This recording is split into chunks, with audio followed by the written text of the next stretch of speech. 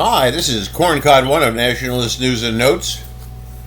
The title of my little analysis today is some preliminary thoughts on the European elections.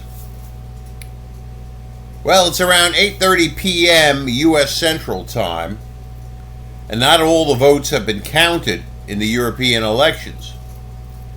Still, one can make some preliminary thoughts and analysis on the trends as I see them. First, it was a good night for most moderate nationalist and populist parties in Europe. There were a few areas of disappointment, but overall it was a bad day, or more properly, 3 days, for the globalists and their running dogs. The biggest news of the day is the complete rejection of pretty boy Macron and his party group in France. The National Rally Party of Marine Le Pen and her young sidekick Mr. Bardella won a decisive triumph. National Rally may end up with over 31% of the vote. Macron's Renaissance Party is going to end up in the low teens, as will the Socialists. After the early polls were counted, Macron dissolved the National Assembly and called for a snap election later this month. Let's hope that National Rally holds to at least some of the principles of its origins in the old National Front and its retired founder and leader, Jean-Marie Le Pen. Eric Zemmour's harder-edged anti-immigration Reconquest Party may pick up a seat. As of this moment, New Flemish Alliance, the mild Flemish Nationalist Party, is in the lead in Belgium, with the more hard-edged Vlaams-Blok right behind them. So it was a heck of a day for Flemish nationalists. This was a national election on top of an EU election. Like his buddy in France, the Belgian Prime Minister, Liberal Alexander De Croo, says he will resign. It'll be interesting to see what kind of government will come to power in Little Belgium after negotiations. Flemish nationalist parties also did well in the EU elections. As far as the Dutch go, the Anti-Immigration Party of Freedom, led by Geert Wilders, will probably get 7 seats. But the fanatical globalist Timmermans' Red-Green Alliance will get 8. This isn't too terrible since the Party of Freedom had 0 seats before this election. In Germany, the awful center-right CDU-CSU will end up with the most EU delegates, but it appears likely that the mildly nationalist Alternative for Germany will take second place, with the ruling Social Democrats right behind them.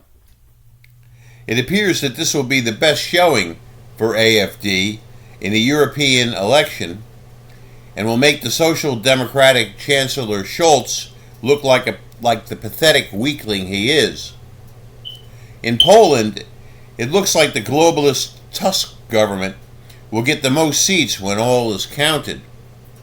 The nationalistic PIS will come in second. The more radical nationalist Confederacja won 6 seats out of the blue, a promising performance for a new party. Perhaps they will in time replace PIS, which seems to be fading. I don't know. We'll have to keep an eye on the Polish situation. The news in Slovakia is slightly grim. It looks as if the globalist progressive Slovakia will get 1 more seat than Robert Fico's anti-immigration Smer party. However, the hardcore nationalist Republika will get 2 seats from the mere 1 they had in the last EU election. So it's good to see a more hardcore nationalist group win some seats in an EU election. In Hungary, the leftist globalist TISZA got beaten by Viktor Orban's Fidesz. It was more closer than I would have liked, But it's good news. Another party called Our Homeland, a more hardcore nationalist group, picked up their first EU seat. Congrats to Laszlo Tokaj, Our Homeland president, on that achievement.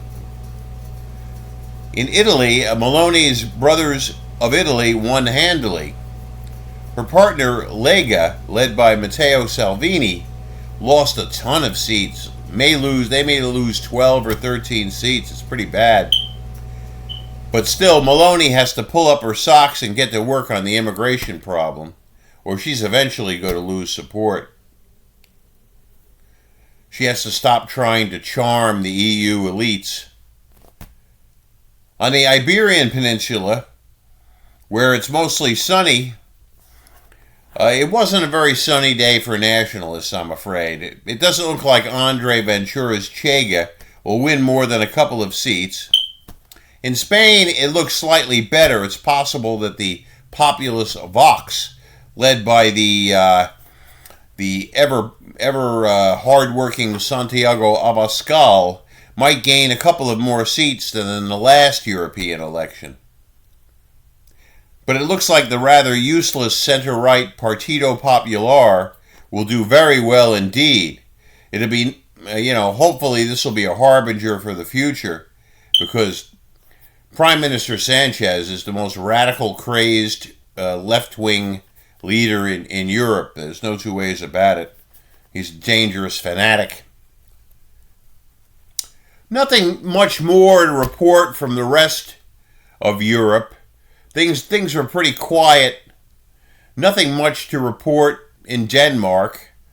There a couple of new parties, anti-immigration parties, got some votes, but nothing significant. The Finns party didn't do really well in Finland, and even the Sweden Democrats, who a year ago did just fantastically in regular elections, sort of underperformed in my opinion. I don't know what the problem is. But that's my report, preliminary report on the EU elections. Some of this may change, but this is pretty much the way it stands right now. This is Corncod 1 of Nationalist News and Notes, signing off.